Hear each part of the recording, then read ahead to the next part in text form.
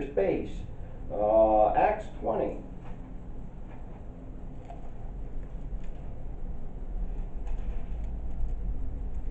Acts 20, verse 34. Yea, ye yourselves know that these hands, Paul talking here, have ministered unto my necessities and to them that were with me.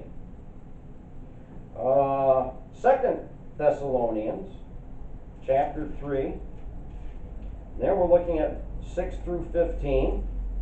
And we'll preview to when we get to 2 Thessalonians. And the Lord direct your hearts into the love of God and into the patient waiting for Christ. Now we command you, brethren, in the name of our Lord Jesus Christ, that you withdraw yourselves from every brother that walketh disorderly, and not after the tradition which he received of us. For yourselves know how you ought to follow us. For we have behaved not ourselves disorderly among you, neither did we eat any man's bread for naught, but wrought with labor and travail night and day, that we might not be chargeable to any of you. Not because we have not power, but to make ourselves an ensample unto you to follow us. For even when we were with you, this we commanded you, that if any would not work, neither should he eat.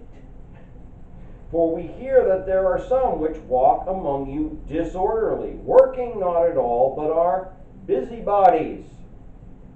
Now them that are such we command and exhort by our Lord Jesus Christ, that with quietness they work and eat their own bread. But ye, brethren, be not weary in well-doing.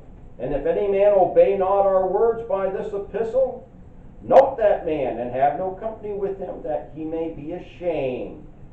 Yet count him not as an enemy, but admonish him as a brother. And then lastly, 1 Timothy 5:8.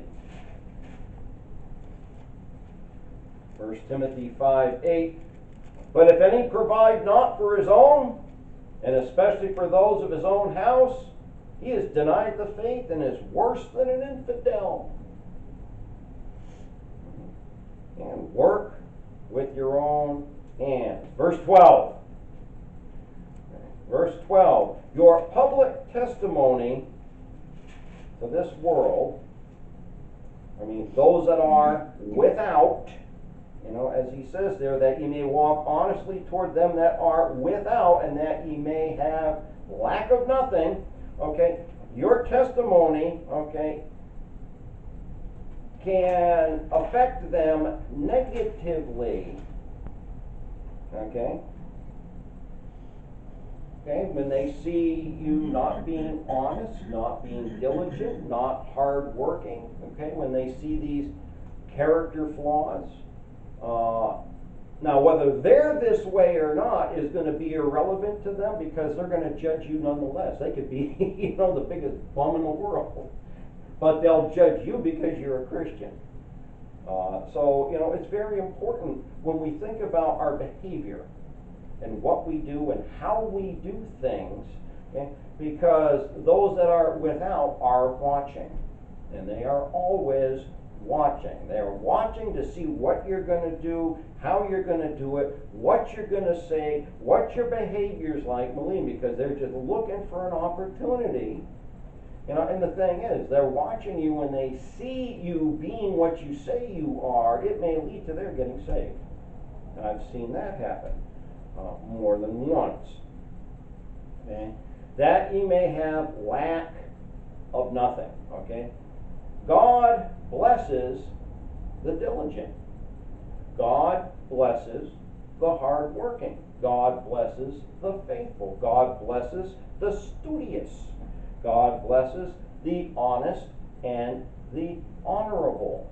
God also blesses those who are liberal in their giving, in their sharing. Those who look after the needs of others, who look after the poor and the needy. 2 Corinthians 9. This will be our last verse for tonight. Or verses, that is. 2 Corinthians chapter 9, and we're going to look at the first 9 verses. For as touching the ministering to the saints, it is superfluous for me to write to you. I like that, I actually said it right. I didn't? Okay. My wife says, no, I didn't. All right.